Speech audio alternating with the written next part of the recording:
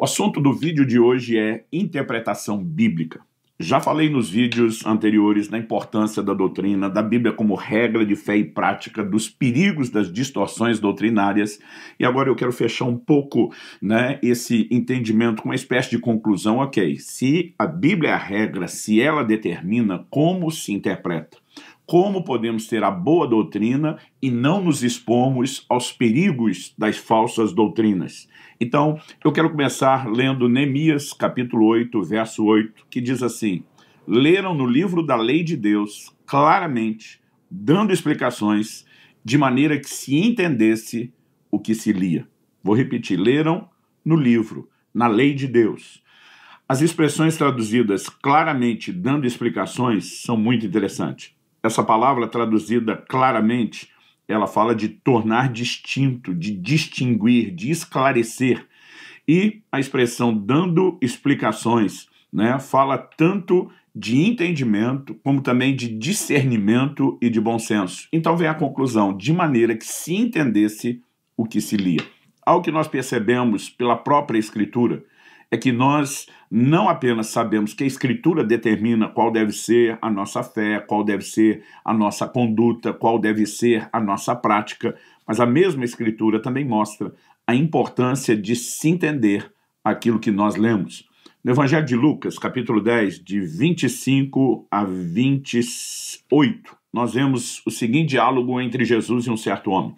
Eis que certo homem, intérprete da lei, essa expressão intérprete da lei também merece aqui a nossa atenção, porque eram pessoas que eram instruídas na lei, estudiosos da lei, muitos deles eram escribas, copistas da lei, e tinham uma atenção tão detalhada, minuciosa da lei, que conseguiam expor e esclarecer de uma forma diferenciada. Mas o texto diz: eis que certo homem, intérprete da lei, se levantou com o intuito de pôr Jesus à prova e disse-lhe: mestre, que farei para herdar a vida eterna? Então Jesus lhe perguntou: o que está escrito na lei? Como interpretas? Duas perguntas: o que está escrito e como você interpreta? A isso ele respondeu: amarás o Senhor teu Deus de todo o teu coração, de toda a tua alma, de todas as tuas forças e de todo o teu entendimento, e amarás o teu próximo como a ti mesmo. Então Jesus lhe disse: respondeste corretamente, faze isso e viverás. Há momentos onde Jesus faz perguntas e ao longo do vídeo nós vamos abordar isso, e também ele traz explicações demonstrando que a interpretação dos seus ouvintes sobre determinado texto estava equivocada. Ou seja, embora nós tenhamos na Bíblia a nossa regra de fé e prática, aquilo que determina o que cremos e a nossa conduta, obviamente se requer uma interpretação correta das Escrituras. E a pergunta a ser feita é: como esse processo de interpretação funciona? Antes de abordá-lo, eu quero trazer mais um exemplo bíblico. No livro de Atos, no capítulo 8, a Escritura nos relata a respeito de como o Espírito Santo orienta Filipe, que estava num avivamento na cidade de Samaria, a deixar a cidade de Samaria, a ir para o caminho que vinha de Jerusalém, e o Senhor ainda orienta, um anjo do Senhor fala com Filipe dizendo: o caminho está deserto, ou seja, não tem ninguém. Mas por mais estranha que fosse a orientação, Filipe obedeceu e foi. A Bíblia diz que passou por aquele caminho, onde Filipe estava lá de plantão, um etíope, um eunuco, que era um alto oficial de Candace, que era a rainha dos etíopes. Ele estava voltando de Jerusalém, onde tinha ido adorar, e o verso 28 de Atos 8 diz que ele, assentado no carro, vinha lendo o profeta Isaías. No verso 29, nós vemos que o Espírito Santo disse a Filipe: aproxima-se desse carro e acompanha-o. Então no verso 30 nós lemos: correndo Filipe, ouviu ler o profeta Isaías e perguntou: compreendes o que vens lendo? Obviamente, a leitura bíblica é uma necessidade para todos nós, mas essa pergunta é muito importante. Compreendes o que vens lendo? E ele respondeu: como poderei entender se alguém não me explicar? E convidou Filipe a subir e sentar-se junto a ele. Em outras palavras, eu não posso entrar nesse lugar de entendimento sem a ajuda de alguém que interprete, que me oriente, que explique. E nesse momento ele convida Filipe. O verso 32, eu vou ler até o 35, diz assim: ora, a passagem da Escritura que estava lendo era essa: Foi levado como ovelha ao matador, e como um cordeiro mudo perante o seu tosqueador, assim ele não abriu a sua boca. Na sua humilhação lhe negaram a justiça. Quem lhe poderá descrever a geração? Porque da terra a sua vida é tirada. Uma referência a Isaías 53, 7 e 8. Então no verso 34 nós lemos de Atos 8. Então o eunuco disse a Filipe: peço-te que me expliques a quem se refere o profeta. Fala de si mesmo ou de algum outro? Então, o que o profeta estava falando e comunicando algo da parte de Deus, aquele etíope sabia. No entanto, quando aquele eunuco pergunta a Filipe de quem ele está falando, ele está dizendo: eu acredito no que está aqui, eu acredito que o que está aqui veio de Deus, eu só preciso entender exatamente a que isso se refere, né? E eu acho muito interessante que o verso 35 diz assim: então Filipe explicou. E o texto continua e diz: e começando por essa passagem da Escritura, não usou só essa, anunciou-lhe a Jesus. Ou seja, ele toma esse texto como um ponto de partida, mas ele vai usar outros textos das Escrituras para explicar esse texto da Escritura. Por que ele vai usar outros textos para trazer a explicação? Aqui nós temos uma regra importantíssima. Eu sou grato a Deus porque nasci e cresci no lar cristão, mas não só no lar cristão. Meu pai era um estudioso dedicado das Escrituras. Eu gosto de dizer que ele era um amante das Escrituras, da palavra de Deus. E eu, desde garoto, ouvia meu pai dizendo: a Bíblia explica a própria Bíblia. Então, nós precisamos entender que a capacidade de entender e interpretar a Bíblia procede da própria Bíblia, né? São as informações da Bíblia que nos ajudam a entender a própria Bíblia e a esclarecer a Bíblia. Mas eu gostaria de estabelecer, porque isso é uma afirmação importante, mas acaba sendo uma regra não só genérica como subjetiva. Eu gostaria de estabelecer alguns padrões que vão nos ajudar. E o primeiro deles, o primeiro princípio, é que a gente possa considerar o todo. E quando eu falo de considerar o todo, importante que se tenha em mente o que eu gosto de classificar como a macrovisão, a visão completa, né? Por exemplo, no Evangelho de Mateus, no capítulo 4, quando a Bíblia nos relata que Jesus estava no deserto sendo tentado pelo diabo, então logo o diabo faz a primeira proposta para que Jesus transforme as pedras em pães. A Escritura nos mostra que Jesus respondeu: está escrito. Jesus se posiciona em cima da palavra. Novamente vem a próxima tentação, né? O diabo o coloca sobre o pináculo do templo e diz: se você é o filho de Deus, atira-te abaixo. Só que agora ele entra com um versículo. Está escrito. Tipo assim, você quer falar de Bíblia? Vamos para a Bíblia. Aos seus anjos dará ordem a teu respeito para que te guardem. E aqui nós temos uma citação do Salmo 91, né, no verso 11 e o 12. E eles te sustentarão nas suas mãos para não tropeçares em alguma pedra. Agora, olha a resposta de Jesus. E aqui nós temos algo importantíssimo, fundamental. Respondeu-lhe Jesus: também está escrito: não tentarás o Senhor teu Deus. Com essa expressão também está escrito, nós entendemos a maneira como Jesus se posiciona. Jesus está dizendo: ei, você está citando, diabo, um texto da Escritura, mas outra parte da Escritura não concorda com essa aplicação que você está fazendo. Basicamente, Jesus estava dizendo: reconheço uma promessa de proteção e atividade angelical para me ajudar a experimentar a proteção que Deus disponibiliza. No entanto, isso não significa brincar com Deus, não significa tentar a Deus. Significa que nós temos nossos limites, nós temos nossas responsabilidades, devemos respeitá-los e, enquanto fazemos isso, confiar que o Senhor colocou uma proteção, mas com a qual não se brinca. Quando ele rebate na hora, também está escrito, Jesus nos mostra claramente que a maneira de entender, a maneira de aplicar, não só de explicar, mas de aplicar as Escrituras, depende do quê? Do todo das Escrituras. Será que nós estamos nos posicionando em cima de determinado texto, tentando fazer com que ele diga alguma coisa que não concorda, por exemplo, com o resto das Escrituras? Normalmente é assim que as distorções doutrinárias começam. Normalmente é assim que não apenas heresias começam, mas que seitas se formam. Normalmente elas não se criam totalmente alheias à palavra de Deus, e sim com distorções da palavra de Deus. Mas a gente só considera distorção quando olha o todo. Porque normalmente naquilo que eles defendem, eles estão pegando textos ou fora de contexto, ou em desacordo com o seu todo e dando uma interpretação diferente daquilo que o todo da Escritura permite. É por isso que nós precisamos entender quando Jesus afirma: errais por não conhecerem a Escritura e nem o poder de Deus. Mas quando Jesus rebate isso, naquele momento, eles estavam citando, inclusive, parte da Escritura, né? Eles estavam fazendo um jogo em cima de um determinado texto sem levar em conta outro.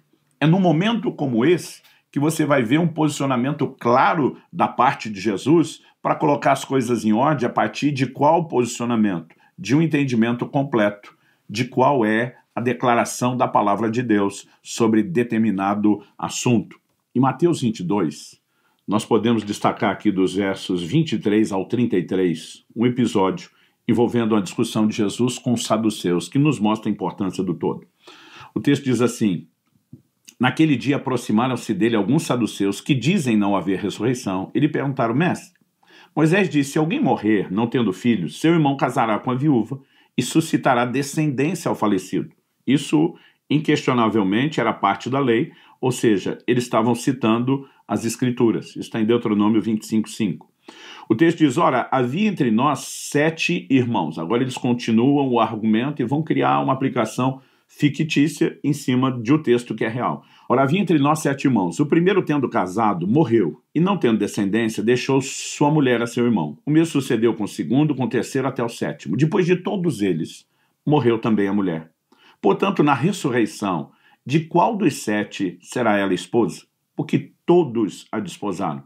Respondeu-lhe Jesus: errais, não conhecendo as Escrituras e nem o poder de Deus. Porque na ressurreição nem casam, nem se dão em casamento, são, porém, como os anjos no céu. Quanto à ressurreição dos mortos, não tendes lido o que Deus vos declarou? Eu sou o Deus de Abraão, o Deus de Isaque, o Deus de Jacó. Ele não é Deus de mortos, e sim de vivos. Bom, aqui nós vemos Jesus está citando textos das Escrituras, como, por exemplo, Êxodo 3:6, quando o Senhor se revela a Moisés na sarça. Mas acho interessante Jesus usar justamente a expressão não tendes lido. Ele vai dizer: vocês querem falar da Escritura? Vamos continuar falando da Escritura.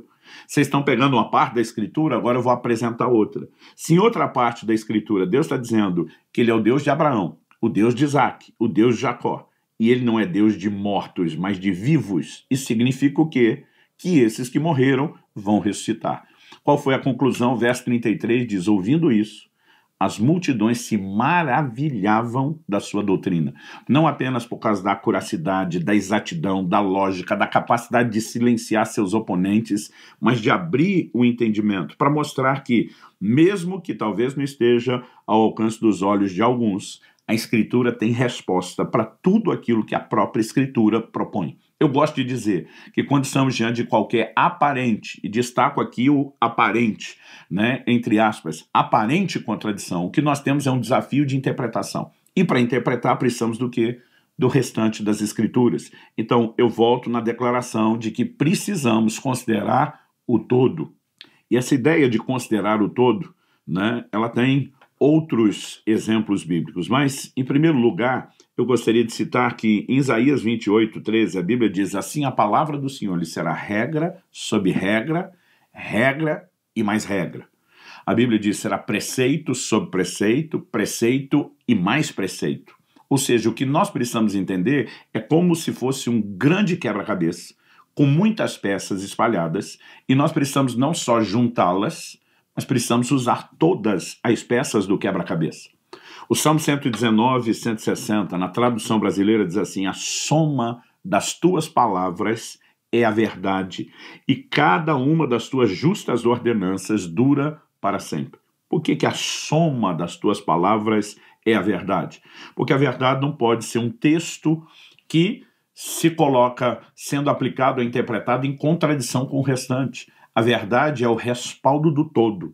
Então, nós precisamos levar isso em conta, porque você nunca pode enfatizar um aspecto e ignorar outro, enquanto está usando as Escrituras. Um outro exemplo que nós temos em Mateus 22, né, é a partir do versículo 41, nós podemos ver o momento onde os fariseus, não os saduceus, agora os fariseus, A Bíblia diz assim: reunidos os fariseus, interrogou Jesus: que pensais vós do Cristo? De quem é filho? Responderam eles: de Davi. A resposta deles é errada? Não. Eles estão baseados em declarações da Bíblia. É por isso que muitas vezes o próprio Jesus foi chamado de filho de Davi. Replicou-lhe Jesus: como, pois, Davi, pelo Espírito, chama-lhe Senhor, dizendo: disse o Senhor ao meu Senhor, assenta-te à minha direita, até que eu ponha os teus inimigos debaixo dos teus pés? Aqui uma citação do Salmo 110:1, o texto do Antigo Testamento mais citado no Novo. Se Davi, pois, lhe chama Senhor, como é ele seu filho? O texto diz: e ninguém lhe podia responder palavra, nem ousou alguém, a partir daquele dia, fazer-lhe perguntas. Agora observe, Jesus não está negando, de forma alguma, que o Cristo, né, era filho de Davi, porque a Escritura dizia isso. Mas Jesus começa a chamar a atenção deles, dizer: vocês não estão enxergando algo além disso. Ele não está usando outro texto para anular o primeiro, mas ele está usando outro texto para ampliar o entendimento do primeiro. Então, o próprio Jesus, né, veio da linhagem de Davi. Isso era fato bíblico incontestável. Mas Jesus está dizendo para eles: vocês estão esperando só um descendente, né, que olhe para um patriarca dizendo esse é superior e mais importante. Não. O patriarca, anteriormente, pelo Espírito de Deus, ou seja, profeticamente, o chama de Senhor. E Jesus está tentando abrir o entendimento deles de que Jesus não viria apenas como descendente de Davi, como se fosse um homem qualquer, mas alguém a quem o próprio Davi antecipadamente pelo Espírito chamou de Senhor. Esse é o momento onde Jesus está dizendo: vocês precisam enxergar mais do que a humanidade do Cristo. Vocês precisam enxergar a divindade do Cristo. Porque a identidade do Cristo não é formada por apenas uma declaração das Escrituras que diz que ele é filho de Davi, portanto humano, mas é formado pelo todo das Escrituras, inclusive afirmações do próprio Davi, que pelo Espírito Santo o chama de Senhor, o coloca no patamar de divindade. Então, onde está a verdade? Se falarmos Jesus era homem, não é mentira, mas é a verdade completa? Não, porque ele era 100% homem, mas também era 100% Deus. Isso é assunto de vídeos que virão ainda à frente na sequência e parte da doutrina que ensinamos. Mas a maneira como Jesus vai usando e lidando com as Escrituras, e ele é o próprio verbo, ele é a palavra encarnada. Se a maneira que Jesus trabalhava para interpretar as Escrituras não pudesse ser levada em consideração, então nenhuma outra é que poderá. Eu já mencionei antes, né, que todos os grupos heréticos e seitas, eles normalmente se fundamentam no que? Interpretação de textos isolados, não do seu todo. Então nós precisamos entender, olhando a Escritura, que a própria revelação de Deus é progressiva. Ela vai sendo construída ao longo das Escrituras, né, de forma progressiva. Paulo, escrevendo aos Gálatas, explica que Deus pré-anunciou o Evangelho a Abraão. A própria lei, que tinha caráter profético, e algo muito importante a gente entender isso, Jesus se refere a ela dizendo que examinais as Escrituras, João 5,39, porque julgais ter nelas a vida eterna, e são elas que testificam a respeito de mim, elas. Ele trata no plural, né? Nós precisamos entender que os muitos textos convergem em Cristo. Na teologia chamamos isso de convergência bíblica. O apóstolo Paulo, em Efésios 1, quando está falando a respeito de Cristo, ele diz que Deus nos desvendou o mistério da sua vontade. Com isso ele está dizendo que a vontade estava lá na Escritura, mas ainda não plenamente revelada, e isso seria desvendado depois. Então ele usa a expressão no verso 10 de fazer convergir nele, em Cristo, na dispensação da plenitude dos tempos, todas as coisas, tanto as do céu como as da terra. Por isso chamamos de convergência bíblica, tudo aponta na direção de Cristo. Então, quando vamos falar a respeito do sacrifício de Jesus, de soteriologia, doutrina da salvação, né? Quando vamos falar de fundamentos da nossa fé, não dá para ignorar toda uma construção e uma preparação que vem sendo feita desde o Antigo Testamento. Por quê? É o todo das Escrituras que nos dá a capacidade, a percepção de interpretar devidamente tudo quanto está escrito, né? Precisamos compreender, eu quero destacar esse aspecto profético da lei, porque eu percebo muitos exageros. Pessoas dizem: não, estamos hoje na Nova Aliança e o Velho Testamento não tem nenhuma serventia. Toda a revelação do Novo Testamento foi construída em cima do Velho Testamento. Nós precisamos entender que, embora haja princípios que não se aplicam de forma literal, né, a leitura do Novo Testamento, obviamente, deixa claro que houve mudança de lei. Em Hebreus, no capítulo 7, no verso 12, quando a Bíblia está falando da substituição do sacerdócio levítico da antiga aliança pelo sacerdócio de Cristo da nova aliança, diz onde a mudança de sacerdócio, a mudança de lei.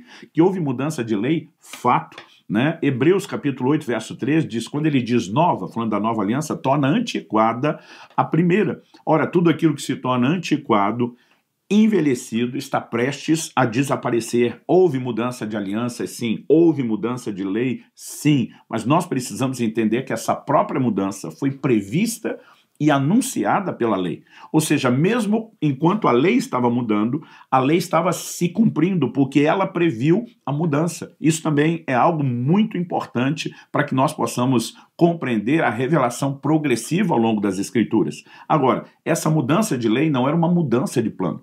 Era o cumprimento do plano. Jesus diz em Mateus 5,17, não pensem que eu vim revogar a lei e os profetas. Eu não vim para revogar, eu vim para cumprir. Durante muito tempo eu entendi errado essa declaração de Jesus e é mais um exemplo de interpretação bíblica. Eu pensava, bom, ele não veio revogar, ainda vem para cumprir, eu achava que cumprir era obedecer, eu pensava, então está tudo igual. Só que todo o Novo Testamento sustenta que não está tudo igual, porque a lei de Moisés tinha prazo de validade, Gálatas 3,19, qual, pois, a razão de ser da lei? Foi adicionada por causa das transgressões até que, esse até que é o prazo de validade, viesse o descendente a quem se fez a promessa. Jesus diz em Mateus, capítulo 11, verso 13, a lei e os profetas profetizaram até João. Ele está falando de João Batista, seu precursor. E esse até, de novo, é o prazo de validade. Então, eu ficava pensando, mas se Jesus, além de não revogar, vem cumprir, eu pensava cumprir era obedecer, ele está garantindo a continuidade. Aí nós temos contradição. Mas como eu disse antes, a Bíblia não se contradiz e qualquer aparente contradição é um desafio de interpretação. Eu demorei anos para descobrir que a resposta estava literalmente debaixo do meu nariz, no versículo seguinte. Se Mateus 5,17, Jesus diz, eu não vim para revogar, eu vim para cumprir, no verso 18, que começa com a conjunção explicativa por quê, é uma palavra de ligação entre o raciocínio que está sendo construído e a conclusão a que se chega, Jesus diz assim, porque em verdade lhes digo, não vai passar um tio da lei até que tudo se cumpra. Quando Jesus está falando até que tudo se cumpra, o verbo cumprir ali é obedecer? Não. Ele está falando de cumprimento profético. Então, se no versículo 18, que é a explicação do 17, ele não está falando de obediência, e sim de cumprimento profético, porque é que nós vamos deduzir que no versículo anterior, o 17, eu não vim revogar, eu vim cumprir, seja obediência. É evidente que Cristo obedeceu à lei, mas ele está dizendo, eu vim cumprir o que a lei profetiza, o que a lei anuncia de mim. A lei tinha caráter profético, é por isso que ela tinha caráter temporário, tinha prazo de validade. Então Jesus está dizendo, não é revogação, eu não vim meter o pé e descartar isso tudo, eu vim para cumprir tudo o que a lei anuncia. Então, por exemplo, quando você olha os sacrifícios de animais, que eram feitos de forma literal no Antigo Testamento, mas quando você olha para o Novo, considera que isso já não mais está acontecendo, né? O que nós entendemos a partir dessa mudança? João Batista apresenta Jesus dizendo, eis o Cordeiro de Deus que tira o pecado do mundo. A partir do momento que Jesus se entrega, e a Bíblia chama de o nosso Cordeiro Pascal, o Cordeiro conhecido antes da fundação do mundo, Jesus está cumprindo as figuras proféticas da lei.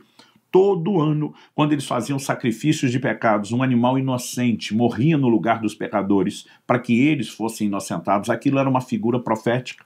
É por isso que Hebreus 10:1 diz, a lei não tem a imagem exata das coisas e sim a sombra dos bens vindouros. Portanto, quando falamos de considerar o todo, há uma construção abrangente, não só de Antigo e Novo Testamento, não só de um tempo anterior, onde haveria mudança de lei, preparando, anunciando e explicando como as coisas seriam. Evidente, quando chega o Novo Testamento, que não temos mais sacrifícios literais. 1 de Pedro 2,5 fala de sacrifícios espirituais. O livro de Hebreus fala de sacrifícios de louvor, mas Jesus está dizendo, eu não vim revogar o sacrifício, eu vim cumprir, eu sou o cumprimento deles. E a partir do momento que aquele teatro profético se cumpre em mim, ele não precisa ser continuado. Então, quando falamos aqui de observar o todo, nós precisamos entender a necessidade de compreender também a tipologia dentro do todo. Eu gosto de dizer que o Antigo Testamento ilustra o Novo, enquanto o Novo, por sua vez, explica o velho, né? Isso precisa ser entendido. A tipologia, ela enriquece a doutrina bíblica, ela ressalta a inspiração, a autoria do Espírito Santo, né, por trás da palavra de Deus, ainda que os homens a tenham, né, tenham contribuído para que ela chegasse até nós. A tipologia, ela amplia o entendimento dos ensinos explícitos, nunca concorre com eles, mas é parte do todo. E podemos ainda, falando em nome do todo, destacar a importância de se observar contextos. Então, só recapitulando, em primeiro lugar, considerar o todo. Fiz um destaque aqui dentro, né, da ideia do todo, de que considerar o todo envolve observar não só Antigo e Novo Testamento, mas inclusive as tipologias do Antigo Testamento, que eram sombras, né, de bens vindouros. Então, nós precisamos entender que tudo o que se concretizaria em Cristo na Nova Aliança, no futuro, na época do Antigo Testamento, isso era uma previsão profética, mas o que iria se concretizar projetava do futuro para o passado sombras. As sombras não eram entendidas porque eram projetadas por figuras desconhecidas, só sendo entendidas quando? Quando aquilo que as projetava entrasse no campo de visão. Então as pessoas veriam a similaridade daquilo que projetava a sombra com a sombra e entenderiam. Deus preveu isso com clareza muito tempo antes. E, além de entendermos a tipologia, precisamos observar contextos. Um velho ditado entre os cristãos, eu ouvi isso desde criança, dizia: texto sem contexto não passa de pretexto. Tem um contexto bíblico, você precisa examinar o que estava sendo tratado quando a afirmação foi feita, né, a que ela se referia, a quem foi dito, por que, né, foi dito, e olhar o pacote do texto. Porque é muito fácil você criar uma distorção, e às vezes até tradutores da Bíblia podem apontar numa direção diferente do significado inicial, se não considerar o contexto. Por exemplo, no Evangelho de Lucas, no capítulo 17, nós vemos Jesus falando a respeito de perdão, a quantidade de vezes que tinha que perdoar. Os apóstolos replicam para ele na hora, né, no versículo 5, Senhor, aumenta-nos a fé, como quem diz, nós temos fé para ressuscitar morto, eles já estavam fazendo isso, né, curar o cego, o paralítico, limpar o leproso, mas fé para esse tanto de perdão não temos. E eles estão pedindo, aumenta-nos a fé, nós queremos andar nesse nível de fé. Jesus replica no verso 6 de Lucas 17, se tiverdes fé, como um grão de mostarda, direis a essa moreira, arranca-te e transplanta-te no mar, e ela vos obedecerá. A NVI, a Nova Versão Internacional, que particularmente eu gosto muito dela como um todo, mas nesse texto, e ela não foi a única, ela foi muito infeliz, porque a tradução aparece assim, se vocês tiverem fé do tamanho de um grão de mostarda, né? A NVT, a Nova Versão Transformadora, se tivessem fé, ainda que tão pequena como um grão de mostarda. Essas traduções, que nós chamamos por equivalência e não por literalidade, elas normalmente nos ajudam a entender um pouco mais, mas podem correr o risco de nos tirar do contexto. Por quê? Você olha o original, Jesus nunca falou de tamanho do grão de mostarda. Quando ele fala do tamanho do grão, é em outro texto, para dizer que é a menor das sementes, mas se torna a maior das hortaliças. Aqui qual é o contexto? Eles estão dizendo, nós queremos mais fé, estão pedindo aumenta a nossa fé. Jesus está dizendo, se vocês tiverem fé como um grão de mostarda, vocês vão ter resultados. Ué, vocês estão dizendo aumenta a nossa fé, e Jesus está dizendo que uma fézinha do tamanhozinho, de um grãozinho de mostarda resolve tudo, basicamente ele está dizendo, não tem necessidade de preocupar com mais fé. Mas se isso fosse verdadeiro, por que é que Jesus, em outros momentos, confronta a fé pequena de alguns e elogia a fé grande de outros? Se não tem diferença entre fé pequena e fé grande e os seus resultados, então por que que Jesus corrigiu os que tinham fé pequena e elogiou os que tinham fé grande? Se uma fézinha do tamanhozinho de um grão de mostarda resolve tudo, então ele está contradizendo o que falou antes. Se não resolve tudo, então não era isso que ele estava falando. Então é aí que nós precisamos observar o todo. Jesus está dizendo, se vocês tiverem fé como uma semente, agora esquece o tamanho. Você planta aquilo que tem, você usa o pouco que tem e você vai colher mais do que tinha quando plantou. Jesus está dizendo, a fé de vocês vai se desenvolver pelo exercício. À medida que você usa, que você planta aquilo que tem, você vai colher mais fé. E aí você entende que Jesus está respondendo exatamente a um pedido de aumentar a fé. Fé como semente é um princípio de multiplicar a fé, não de diminuir o tamanho dela. Então, esse é um exemplo que nós precisamos levar em consideração quando falamos de observar um contexto, o contexto imediato da conversa e depois nós ampliamos para o todo, para saber se fé é pequena ou grande, né?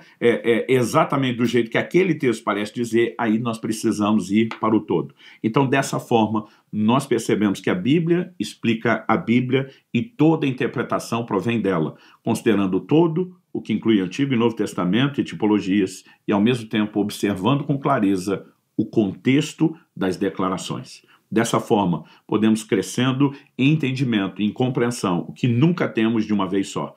Quando Priscila e Áquila orientam, né, Apolo com mais precisão a respeito do caminho, significa que sempre tem algumas pessoas que já avançaram no entendimento e conseguem usar a própria Escritura para comprovar por meio dela riquezas de detalhes que talvez antes não foram percebidos. Então, que Deus nos ajude a entender e a crescer nessa prática de uma interpretação correta, sadia e frutífera das Escrituras.